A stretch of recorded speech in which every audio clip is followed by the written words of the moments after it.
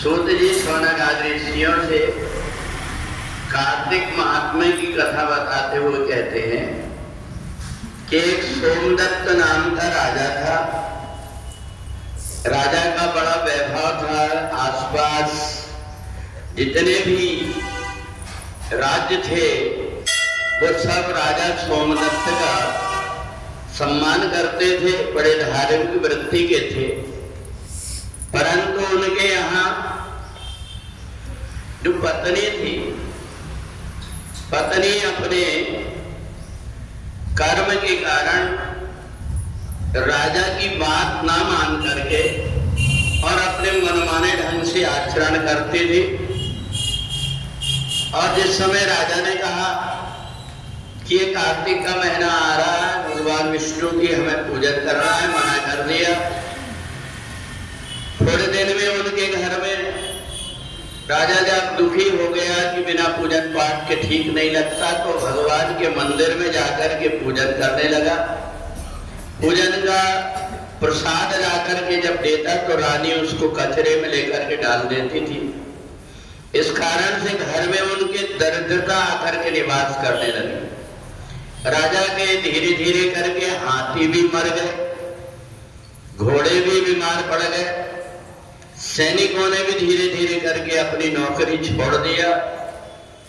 आसपास के राजाओं को जब पता लगा तो आक्रमण करके और राजा के ऊपर राज्य हड़पने के लिए उन्होंने लड़ाई छेड़ दिया। अब राजा बड़ा दुखी हो गया। राजा ने मन में विचार किया कि अब इससे अच्छा कहीं जंगल में चले जाना चाहिए, क्योंकि अब जीवन में इतना दुख देखा नहीं जाता। वहां जाकर के जब जंगल में पहुंचा, वहां जाकर के देखा तो एक नदी के किनारे भक्त लोग बैठ करके भगवान विष्णु का सहस्र नाम से पूजन कर रहे थे। वहां जाकर के उसने सुना कि जिस समय कार्तिक के महीने में सूर्य पूजन का समय आता है, पंचमी, षष्टमी और सप्तमी को, उस समय अगर भगवान सूर्य को कोई व्यक्ति पूजन करता है, उनको अर्घ देता है, तो उनकी आने वाली बाधाएं दूर हो जाती, विपत्ति दूर होती है, जाने अनजाने में किए हुए पाप कर्म से मुक्ति मिल जाती है।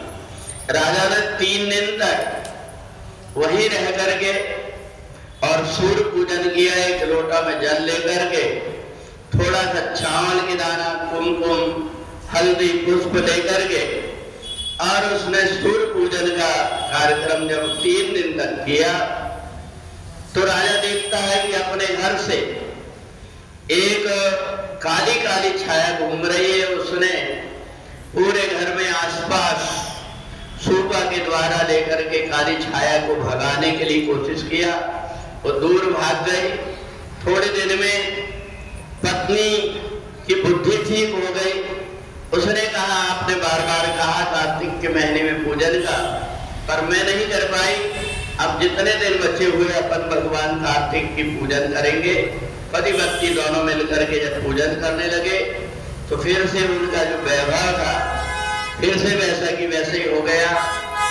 सूत जी कहते हैं कि हे ऋषियों, जाने अनजाने हमारे किसी जन्म के कर्म के कारण घर में अगर हमारे सोचे काम नहीं हो रहे, हम परेशान होकर के दुखी होते हैं, तो भगवान सूर्य का जो पूजन है सब प्रकार की विपत्ति को दूर करने वाला है।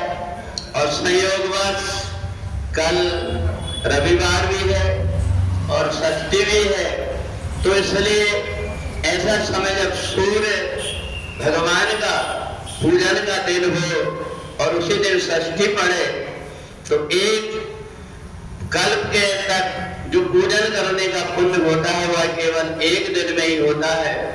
तो जो केवल षष्ठी के दिन भी भगवान सूर्य को जल चढ़ा देता है और जल की धार अपने सिर के ऊपर से ऐसे गिरते हुए, आंख खोल करके देखते हुए हमारे पैर में उसका जल का छींटे पड़े, ऐसे जब हम जल सूर्य भगवान को छिड़कते हैं तो हमारे शरीर में जाने अनजाने जो पाप कर्म रहते हैं उनसे मुक्ति मिल करके और भगवान सूर्य की कृपा प्राप्त होती है।